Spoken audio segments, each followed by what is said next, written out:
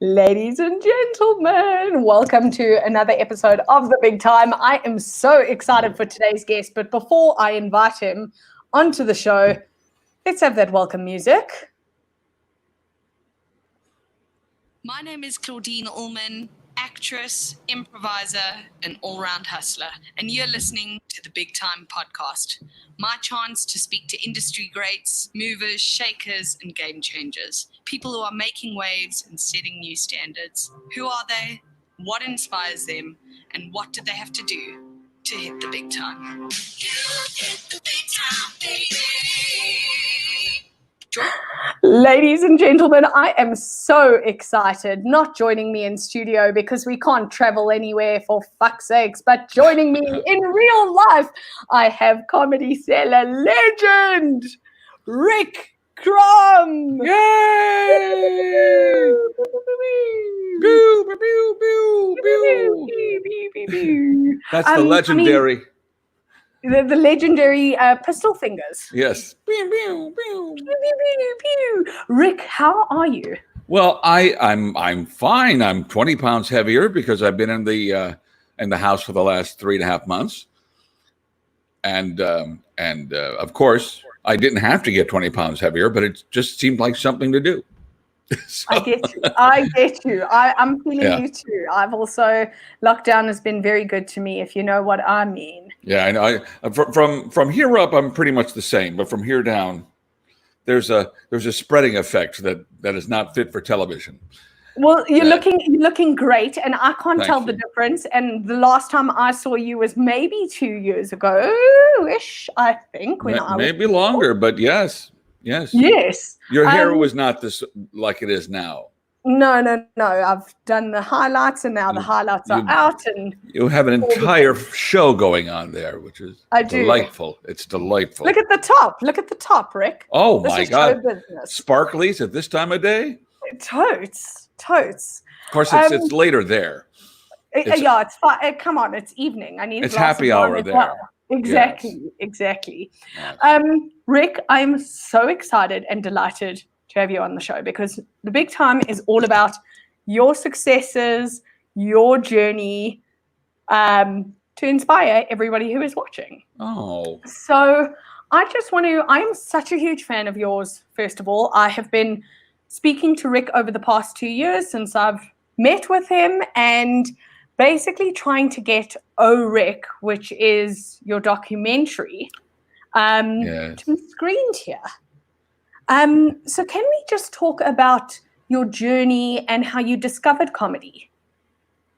Oh, well, I think like everybody, you mean how I discovered professional comedy? You know, I think we're all, we start off in school as misfits in one way or another, and we find comedy is just is a defense mechanism, and then it builds into this thing that we love to do in an art form.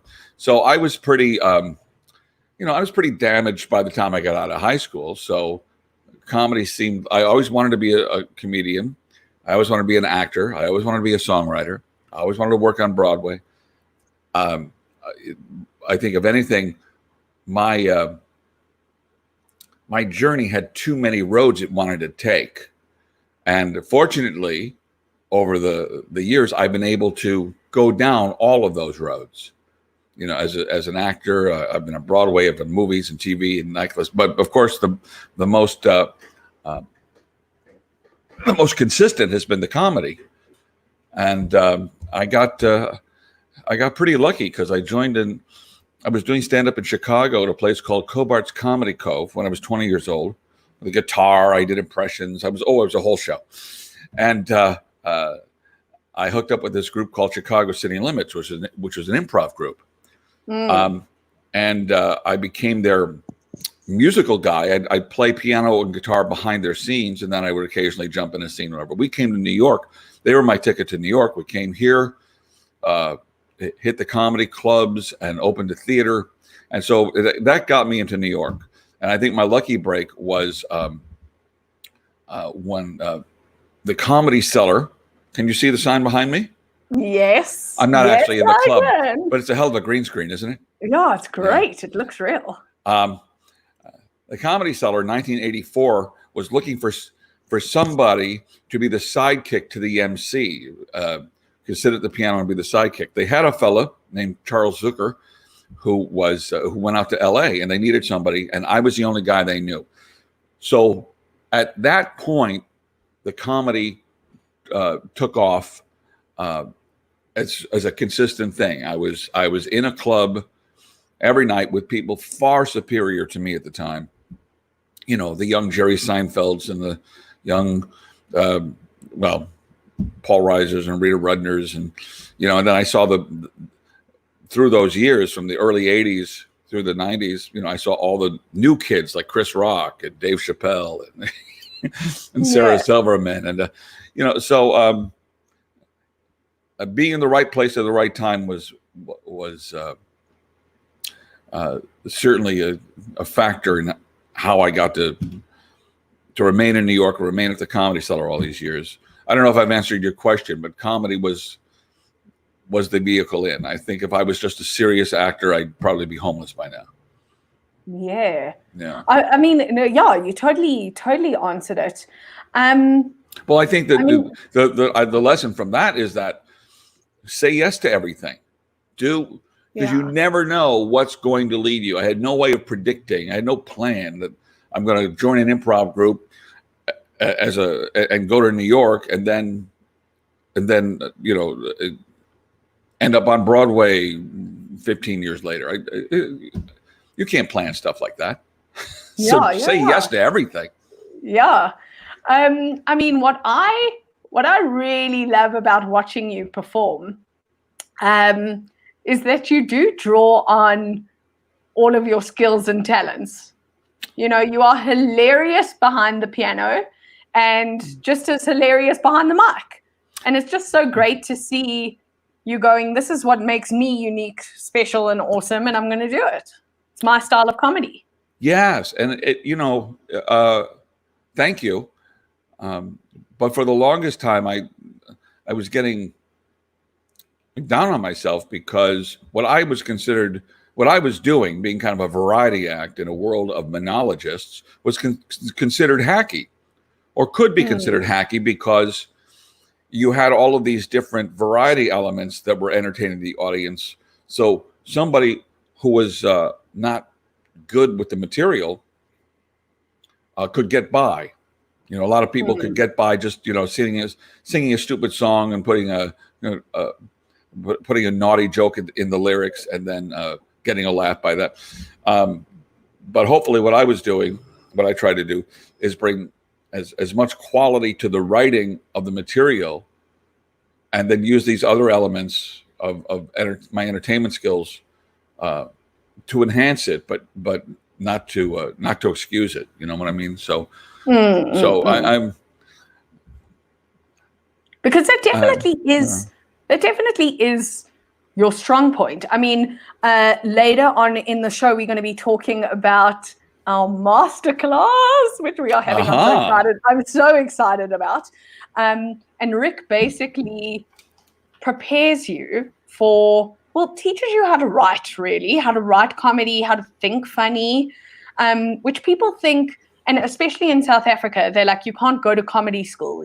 Either you've got it or you don't. Yes, that's an attitude that everybody has, but it's not true. Well, there are things that you can teach. I mean, can you teach dancing? Can you teach a ballet person to be a great artist? Can you teach acting? Yeah. Well, I mean, at a certain point, the talent factor comes in, and people say, well, you either have it or you don't have it. Well, that might be true in the long run in terms of your greater talent, but there are techniques you can learn to let that talent out, to let it shine better. You can teach there's people who are really great at the singing or whatever, or have a piano skills or whatever, but they don't know what they're doing. So, I mean, learning scales is not going to hurt you.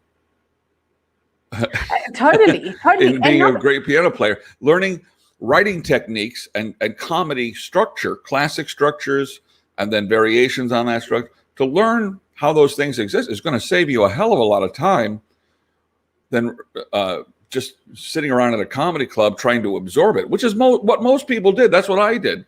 To absorb it, but it ain't going to hurt you. Yeah. And I mean, what about your students who don't, or do you have students that aren't comics that come to you and say, I want to, and why would they come to you if they do? People in related fields will come to me because I teach not only the writing of the stand-up, but also performance. And the performance skills is half of what we do. So I'll get a lot of people who are public speakers in a way. Like I'll get a lot of lawyers. I'll get a lot of business people who do presentations in meetings. And just learning how to be more comfortable. They think taking a comedy class will help them loosen up in front of meetings, and plus learn how to write more accessible presentations. And it's true. It does work in that sense. I can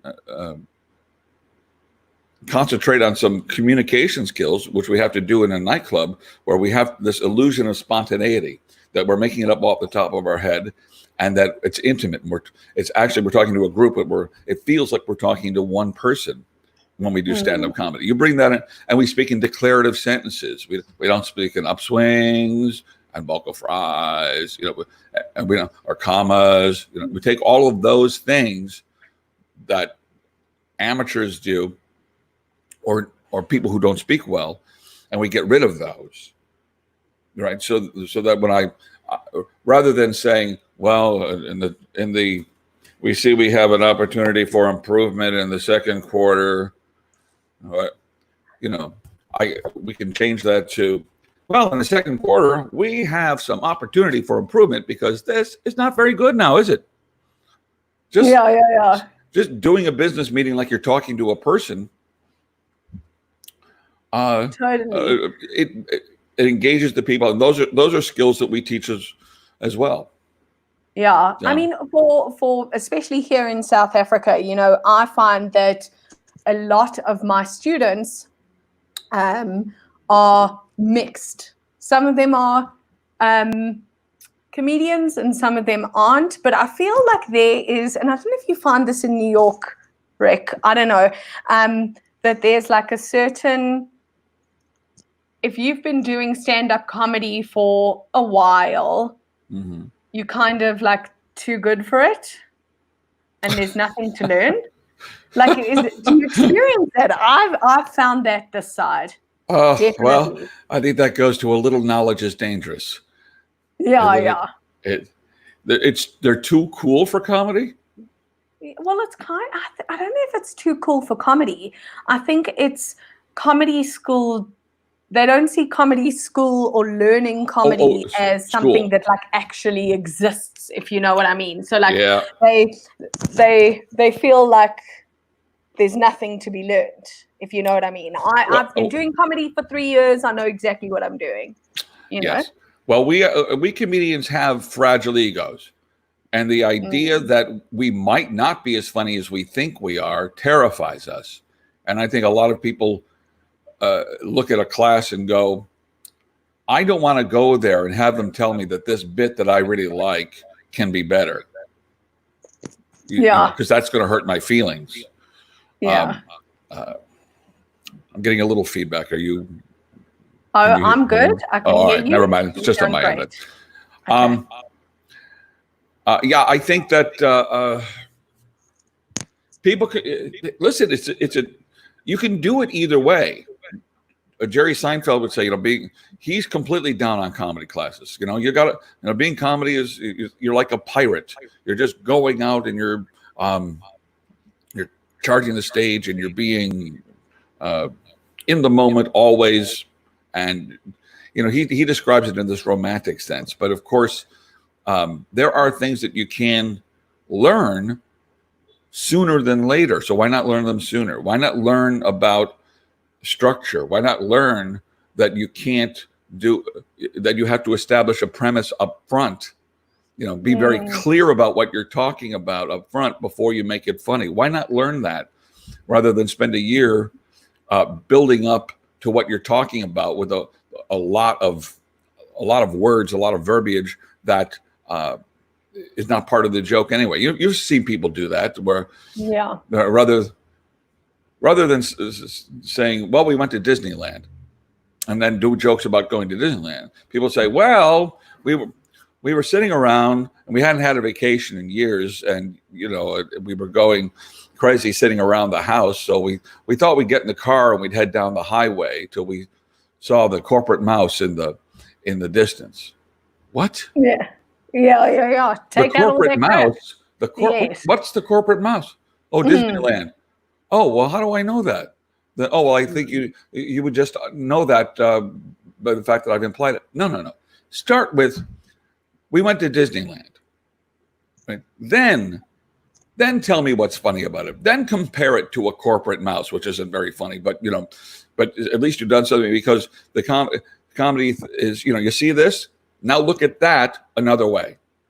And those different ways of looking at it,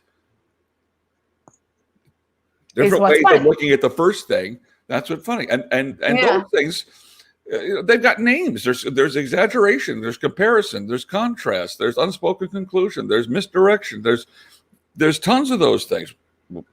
Now I can give you those in a classroom situation so that you're aware of them at least.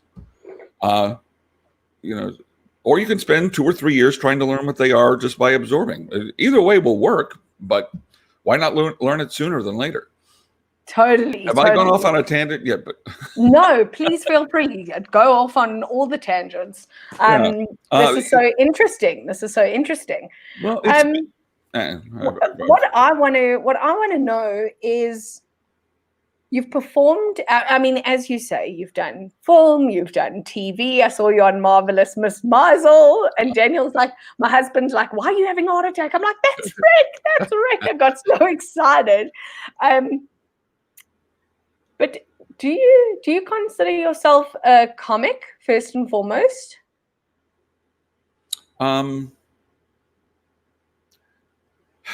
Yes. See, this is a very difficult question because you're asking me to choose sides. But I would say most of my work has been comedic. Right? Okay. Whether when I do parts in film and TV, very rarely do I have a dramatic part, which I love to do, by the way. I love to do the dramatic You were stuff. in that what was that Spielberg movie when I was there? The Post. Yes. The Post. I had a very stodgy part. You were so serious. Very serious. Well, yeah. It's 10 seconds of film magic. Totally. But to answer your question, though, most of what I do in terms of my songwriting and all this, most of it is comedic. So yes, I consider myself a comic first. And what I love about, that's so interesting because, it speaks a lot to like where you're coming from in terms of as a facilitator and as a teacher. So that's really interesting for me. And what I want to now I would say one of my first, mostly I'm a teacher now. Because that's mostly what I'm doing. I mean, I still work at the comedy clubs and I still do film and TV when the parts come along, and but at this point in my life I spend the bulk of my time teaching, which is not something that I expected I was going to enjoy so much. But over the last 10 years it's become quite fulfilling. Amazing. That's so incredible. And you know what I want to know from you is what, either from teaching or from being around, like I'm thinking of you as a young comic, as you're saying, and you're sitting next to Jerry Seinfeld. And I know still this happens with you. You're at the Cellar and you're at a table with Chris Rock and, this happens to you all the time. Have there been any huge aha moments that you were like, that you've learned from just being around these comics or from performing at Comedy Cellar,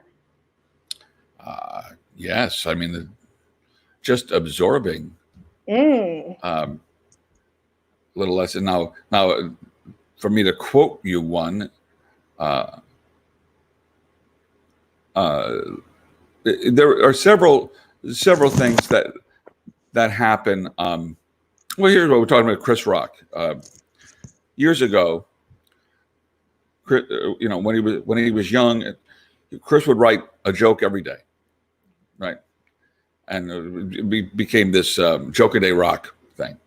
And he said something. He said, "Listen, if I write a joke a day, at the end of the year, if 200 of those jokes suck, I have 150 good jokes."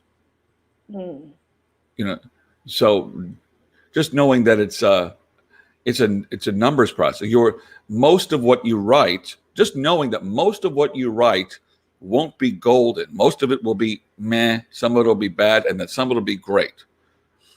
Just knowing that that's the process is a big relief. Yeah. Right? Okay, I got to write 10 bad ones before I get a good one. Just to know that that's part of the process takes a lot of pressure off of you. Rather than going, I just wrote 5 jokes and they're all terrible. Well, yeah, you write 5 more and then you'll come up with a good one. Things like that. Those are like little aha moments. It's amazing. I mean, have you heard of the concept of an expander, Rick? Of an expander? Yeah. No, what is an expander?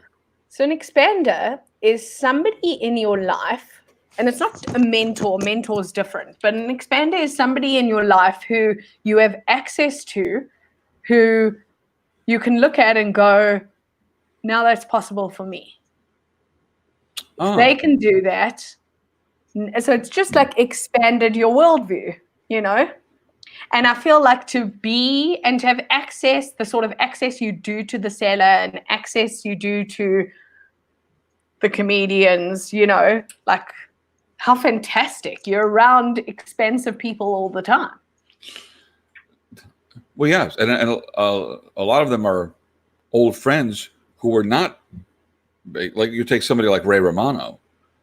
He and I used to do clubs in Atlantic City and Las Vegas together and the Cellar. And, when we first started, when I first met Ray, I had more money than he did. You're like, now things have changed. Well, now, he's got all of this wonderful success. And, but what I love about the fact is when we get together, whenever we see each other, and you probably saw in the documentary, he is just the same person as he was when he had nothing. When you're amongst fellow comics, I mean, he's probably, if he's not the nicest guy in the business, he's one of them. So just to maintain those personal relationships with somebody who has gone from a regular schmo like I am, and now he's a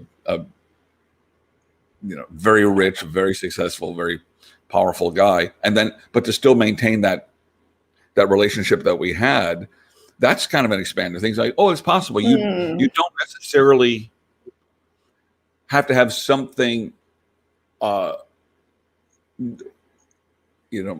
supernatural about you in order to achieve that success.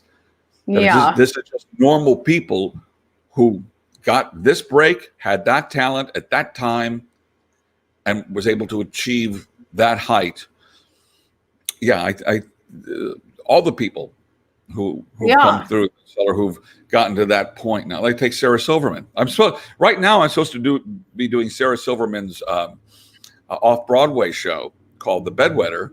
We were scheduled to start in April and run through July of this year. Of course, now everything was canceled, and we're so irritating. This is going to be my big comeback to theater, but it's been rescheduled for next year at the same time. So, good. Let's hope it goes. But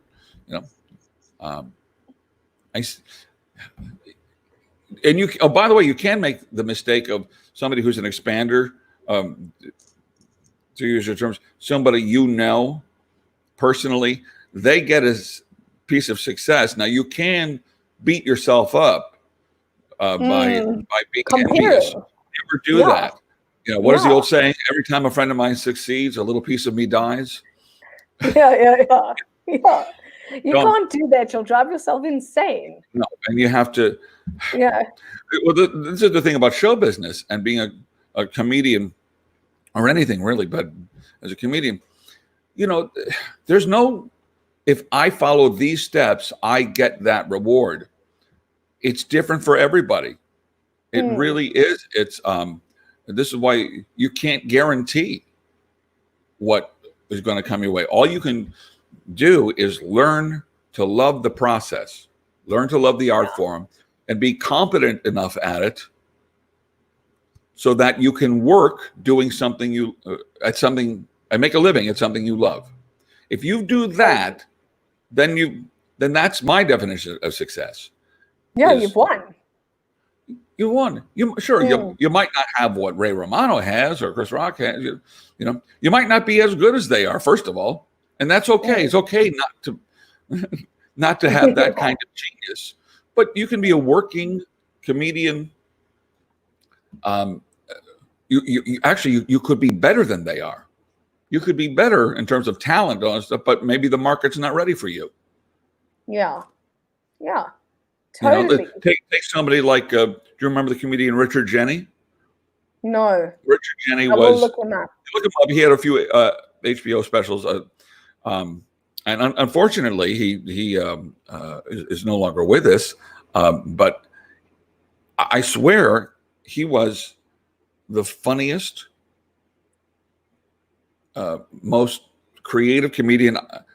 I mean, he was right up there with the best of them as far as I was concerned. We'd worked together a lot and all that stuff, and he never got the break that the others got.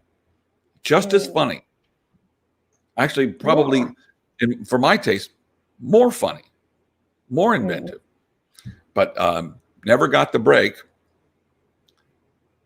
So that can be frustrating.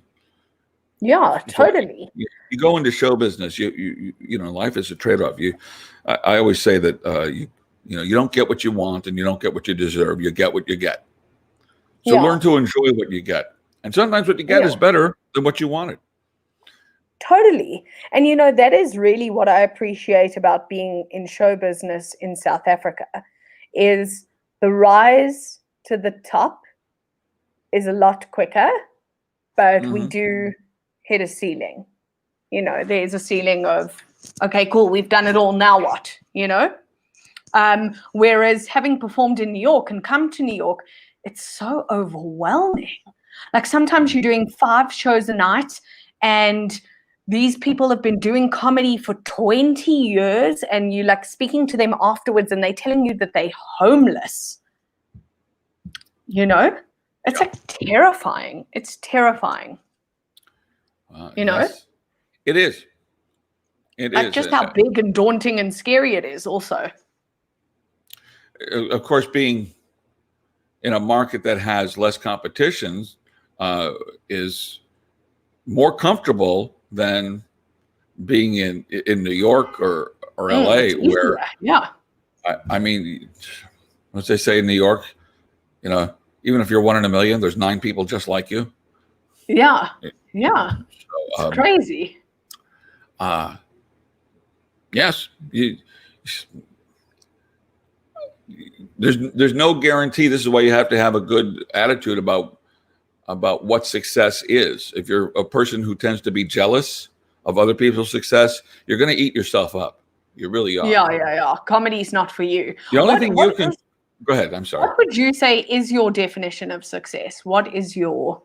Well, I just said it's the making a living, being able to pay your bills, doing something you love. How many people do we know?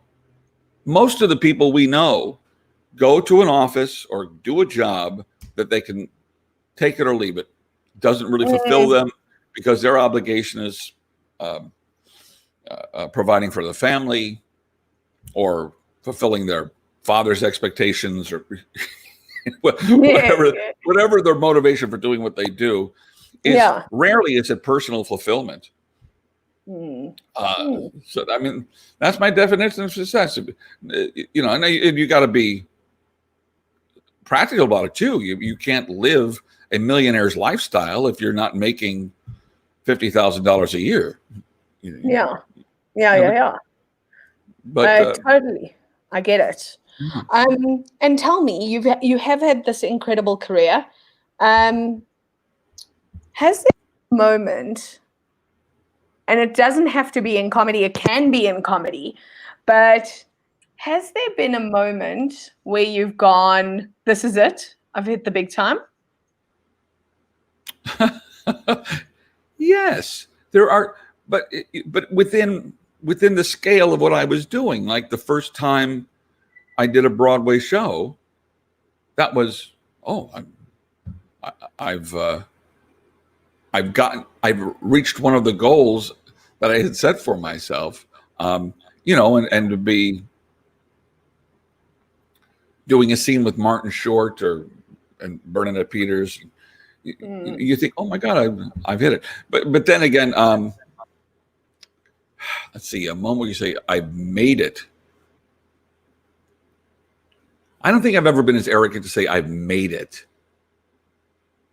You know, because I'm aware of how fast it can go away. Yeah. Interesting question, Claudine. Do you know what's really interesting, Rick? Is what? Now this is my gazillionth episode. I don't know how many episodes I've done of the big time. And just asking people how they view success and what their big time is. And actually seeing how a lot of us play so small. Just like either believe there is no big time or, you know, so don't really hold a vision for ourselves, or are like, yeah, I've achieved some stuff I'm proud of, but do you know what I mean? Like playing their career and themselves really small, actually. Yeah. I mean, often what we consider to be the classic definition of making it is what other people think of it as. It's like, oh, you're starring in a movie, and you've just done the Tonight Show, you've done a late night thing, and now you've got a television show out of that. I've made it. I've got my television show from doing my comedy. Or I've written this. I've written this show and now it's being produced. I've made it. You know, other people will define that for you. So I asked myself, am I trying to achieve something that somebody else expects, or do I just go with what my gut is? Because and I think I'd rather trust my own instincts. I mean, if I got cast, let's say, as a character guy in the most popular TV show on the air today, right? I know in the back of my head, I could not let myself be arrogant enough to go, I've made it. You know, because I'd be like, I know me. I'd go, oh, this is really good. But for how long? How long is this going to last? When are they going to How soon does it go away? Yes, yeah. Because I'm 90% scar tissue. How soon does it go away?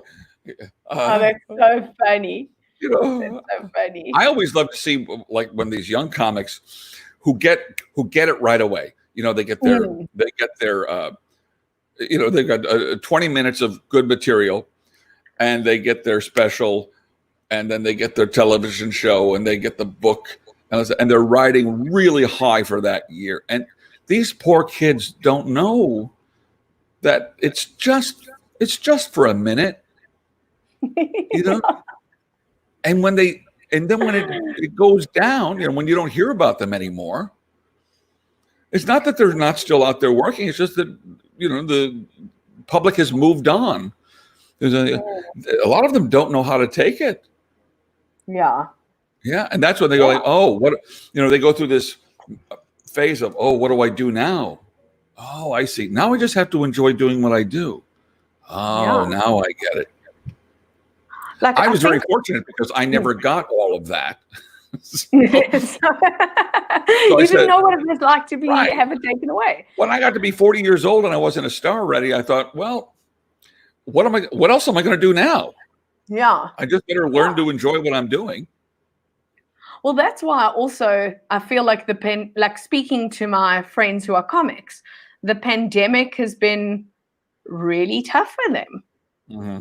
Because if you just identify and your whole being is a stand-up comic who goes and performs in bars and clubs and things like that, and now you've lost it, who are you? Yeah. You know? Yes, that's true. Well, you're also a creator, and I'm guilty of this too. I've spent this time rather than being as productive as I could be in preparation for when I go back. Could you imagine? You say, okay, listen, you were doing great in comedy. Now here's a little gift for you. You have a year to write, and you can write an hour or two of material in this next 6 months or to a year. Now, how many of us did that?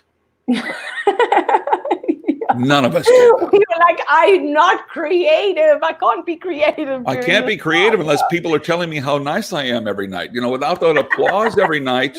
Yeah. Isn't it? It's just ridiculous. We are such babies. We're not getting that adulation every night. So that been in the business for 20 years, but I haven't heard laughs for the last month. So I'm a failure. I'm no good. I hate myself. What is wrong with us?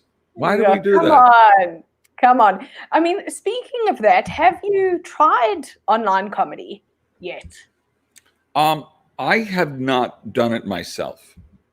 I have seen some Zoom shows. Okay. There's a lot of them going on. It's a different animal that involves a lot of the same things we use in nightclubs, only smaller.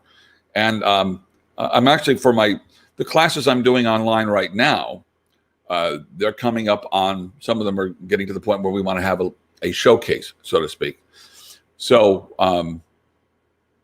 we're going to invite students from other classes to sit in as kind of the audience, or maybe, and whoever they want to have tune in. So we're going to be doing them shortly. It's a different dynamic. Have you seen the way comedians on TV are doing their monologues? I'm sure you've got late night shows over there. Do you get the Colbert Show over there? Do you get our shows? We do. We totally do. Obviously, we all huge fans of Trevor, and we've got Trevor's. We got the Daily Show, but I actually haven't seen. Since the pandemic, I haven't seen any of these shows. And they're doing them from home, and Jimmy Fallon as well. Colbert does it very well, and this is what I've been telling my students to do in these online shows. We have to think of it as, for those of you who are actors, when we're doing these online shows, it's more film acting than it is stage acting. You can't be big. I can't do this, right? I'm out of frame. Yeah. And Colbert does it very well, and it's he'll do the joke. He'll stay within the frame, like I'm looking at the camera now, like I'm talking to one person. So I'm still using all of my inflections and my emotional, I'll call them acting choices. I'm doing all of that. As I'm telling my jokes.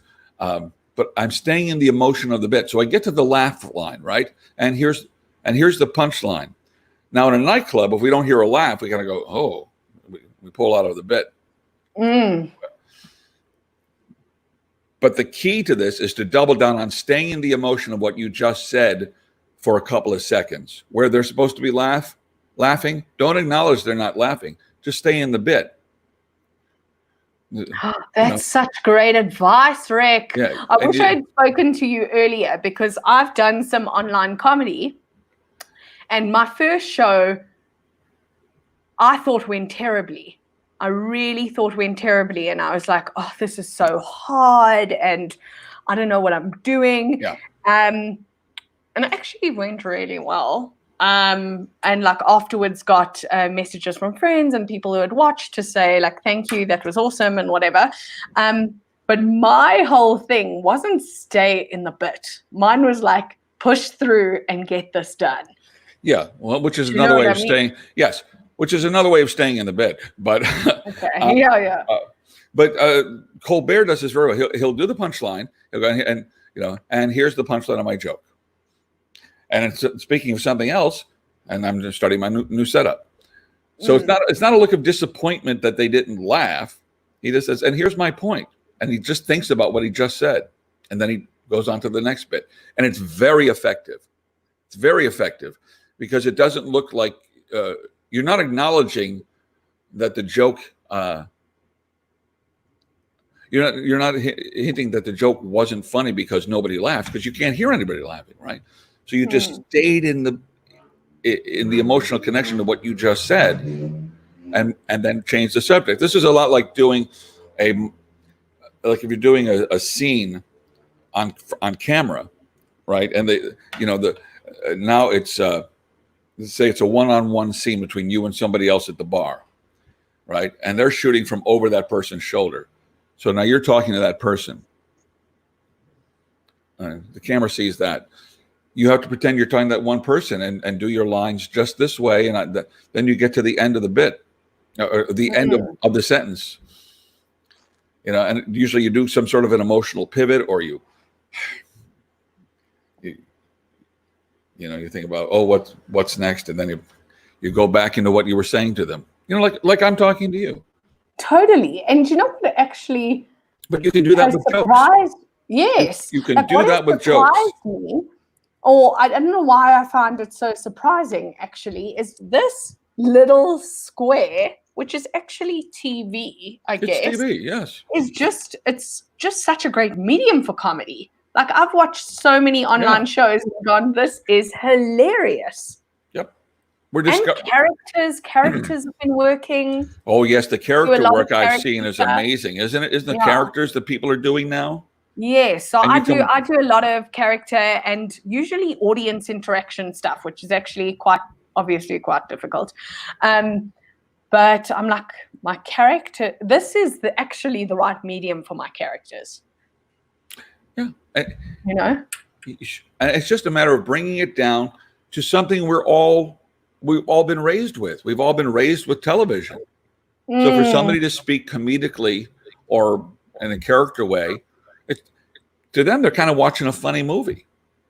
Yeah. So stay within those parameters, be real, be emotionally connected to what you're saying. And I think that it translates just fine. You do miss the energy of feeling the laughter, but we'll be back to that soon enough. Yeah. But isn't it ironic? We go to nightclubs to feel the laughter so that we can get into movies where we don't feel the laughter. It's ridiculous. It's actually ridiculous. Rick? Yes, my dear. What is your big time? What's next for you? What are your dreams, goals? Oh, well, now it's just a healthy bowel movement, and I'm happy. Yeah. What's next for me? What are my dreams and goals? I would, well, when we're all back. See, this is a question I've never been able to answer. What's success for you? I'd like to just keep doing what I'm doing. I would like to. I love teaching. I love teaching, but I would like to perform more. So I think going into Sarah's show next year, if I could get back and do a couple of Broadway shows before I hang it up, I think that'd be great. If I could do more movies, that'd be great. And what about I'm not gonna set myself up for failure. Whatever comes. But if I get it, I get it. I get it. My goal is to not die in a welfare hospital. That's that's okay. That's a good goal. If I can achieve that, that's so funny. And what about traveling? Because Like, have you done it a lot? Have you performed overseas a lot? Has that been part of your journey? I was in Australia in 1990 and 91. Rita Rudner had a club out there in Melbourne. And it was before the comedy had become more mainstream in Australia. It was still very charactery. People would come out as characters. It wasn't that American style stand-up that kind of everybody's adopted. So, but 90 and 91, and I was in, I used to go a lot to Bermuda, had a club out there, and Canada. Have I ever performed in Europe? Let's see. I think I did a guest thing at the Comedy Store in London, but I'm not sure. But I know. Could have been a dream. But I have not traveled recently to do comedy anywhere but in the United States. And now I don't do that much. I go out to Las Vegas a couple of times a year, but that's about it. But I'm available.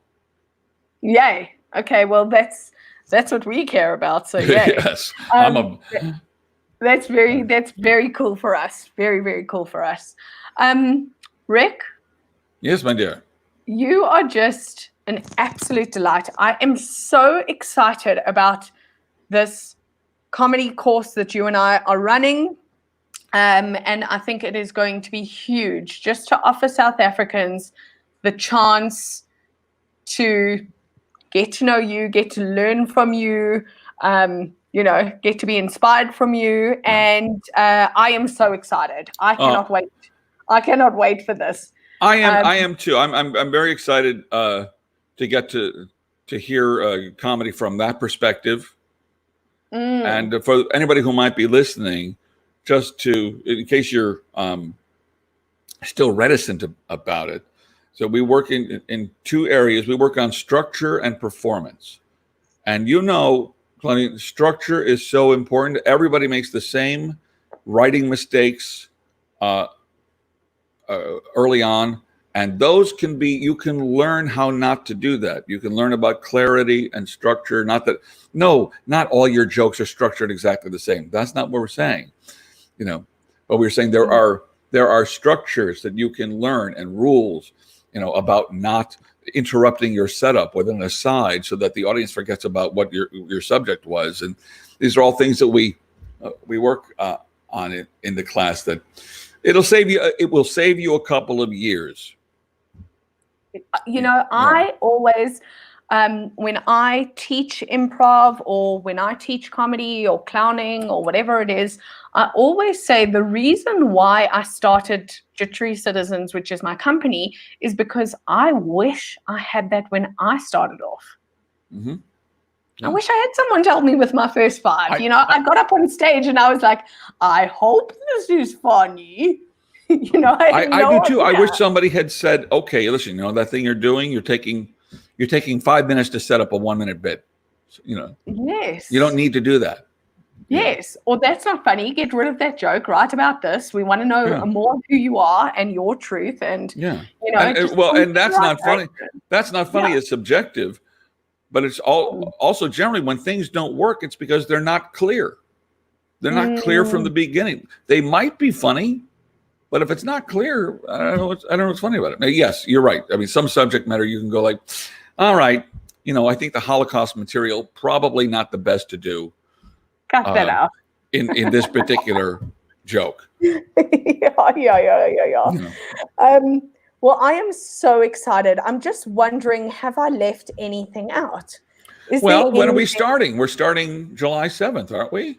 We're starting July 6th, which is a Monday night. It's a Monday night, and we're going to be doing 6 weeks and 2 performances, correct? Yes. I think what we'll do is the way I've done it here, and when we put out the information on there, we'll be more specific, but it's great to do 5 workshops, right?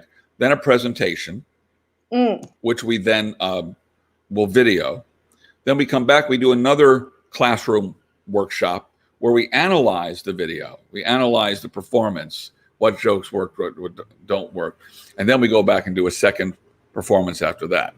That is so helpful, Rick. No other comedy course. I mean, not that there's many here, but I've never heard of feedback and then do it again. Then a second shot at it. Yes, because most times, so much sense. yeah, the first time you do stand up, it's like being shot out of a cannon.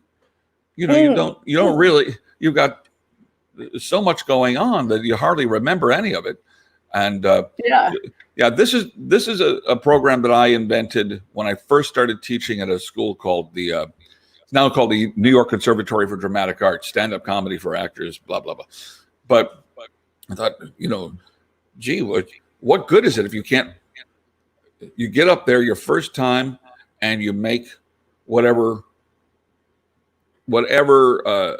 mistakes or adjustments that need to be made, then can be made to have a second shot at it when you're not so nervous. Oh, it's just so genius. One boy, I told, there's a thing like that, the stage motion. You get on stage, right? And I had this one young fella. He started leaning on his left foot, then on his right foot, just a little bit, just rocking back and forth. And by the end of the set, he was doing this. Right? He looked like he was on. He looked like he was on a boat. Yes. He looked like he was on a boat, and the audience was hysterically laughing, and he thought it was because of his jokes. I didn't even think they heard his jokes. They were just watching him back and forth. Oh, that's so funny. It's nothing he had done in class before. So we showed him that after his first performance. He went, "Oh my God!" and then was able to get over it the second. Yeah, totally. So that's what we'll do. We'll do 5, then a show, then a 6th, then a second show. Great. How's that? Do you like that? I love that. I think and they can invite their friends and family or whoever. Yes. Yeah, and it's really like it's well-rounded, if you know what I mean. Like you really are getting to perform at Comedy Cellar. Yes, it is virtually. It's virtually. It's a huge, it's so prestigious. It's a huge honor. Right. Now you can't post your video and say, "Look, I perform at the comedy." Yeah. I'm the new star of the comedy. Yeah. But I'm headlining. I had one guy do that. What, headline?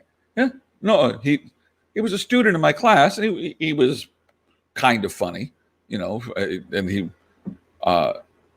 he sent on a social media that's when we would do our showcases live in the club, right? Yes. And he put on social media, so and so at the Comedy Cellar. I was like, oh no, because the Comedy Cellar was like, who's this guy? And it's like, no, you can't. That's so funny.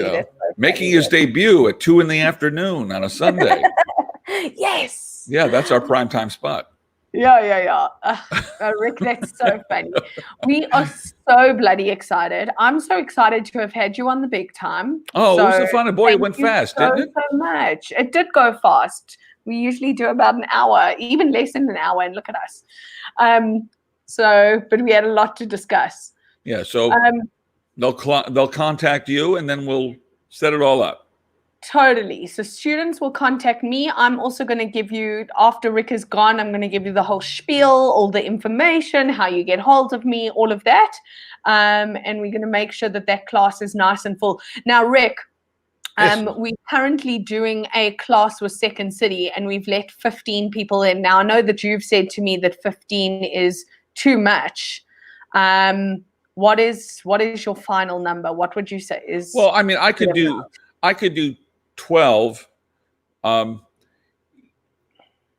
more people we have, the less individual time we have with everybody. We actually want to keep it quite small. I would say we want to keep it around 7 to 10 even. Oh yes. 10 is my maximum number usually. Yeah. So we do want to give everybody an opportunity, but what it just means is everybody needs to not sit on their laurels and, get cracking, because we don't know when it's going to happen again, And it's a 3-hour class. Yeah. Right. 3-hour once a week. 3 hour once a week. And if you are a comedian, like I say, from the beginning, that's great. I'll send an orientation video so you can get started. But if you are somebody who, let's say in your first or second year or whatever, it might be best to come in with brand new material you want to work on, because people get very reluctant to change what they're doing from their first 2 years, because it's their security blanket. But Totally. if you have things you go, I've never gotten this, being able to get this work, and you're open to tearing it apart and reassembling it so that it works, you can bring that too. Totally. And I just want people to understand how big that is, to have somebody of Rick's caliber to be critiquing your work. I mean, it's insane. Like, as I say, we don't have that often and in this country. And I am so grateful to be offering it. And so thank you. Thank you, Rick. Well, thanks for having me. Yay. I'm going to speak to you soon, and you've been an absolute delight. Thank you for inspiring us on the big time. Thank you, and we'll see you soon. Yes, and I want everybody to follow Rick. Rick's Facebook is lit. It is on fire. Rick will post something and he gets hundreds of bloody comments, and so please follow Rick now at Rick Crom. Is it Rick Crom? Yep. Amazing. Pronounced Chrome, but spelled Crom. Oh, is it Chrome? It's pronounced Chrome, yes. Oh, I've been living a lie this whole time. That's all right. Sorry. It's all Rick right. Chrome, ladies and gentlemen. You've been amazing. Thank you so much, Rick. Thank you. Have a lovely day. We'll see you all soon. Yay! Much love. Thanks, Rick. Bye. Guys, oh my gosh, it is so exciting. That was Rick Crom from the Comedy Cellar. We are offering a stand-up comedy masterclass. Jittery Citizens and Comedy Cellar New York are making sweet love. And we are offering a stand-up comedy masterclass, which is going to start the first week of July. And I am offering people who are watching this live. So what that means is it's going to be available afterwards. But if you are watching now and you would like to do the stand-up comedy masterclass, I am offering you a massive discount. All you need to do, people are saying yes, they are excited. Good. All you need to do, guys, is you need to put your email address in the comments, either on Facebook or YouTube, wherever you're watching from, and I am going to email you a massive discount with a discount code. As I said, I've spoken to Rick, as you guys heard. Places are exceptionally limited. We want to give people a chance to really get into like the nitty-gritty of what they are doing. So this is, I don't know how long, how often Rick is going to do this with us. I don't know if he's going to do it again. I'm just so excited that it's happening. But yes, if you are watching this live now and you comment with your email address in the comments, I am going to give you a huge, massive discount. We are starting first week of July, as I said. And this is once in a lifetime. People literally get to perform at the Comedy Cellar. Mind blowing. So you guys have been fantastic. Follow me on Claudine Comedy, DM me, or leave your email address in the comments. Feel free to do either. You guys have been amazing. Until Monday and another episode of The Big Time. I will see you then. You guys have been fantastic. Thank you. Bye.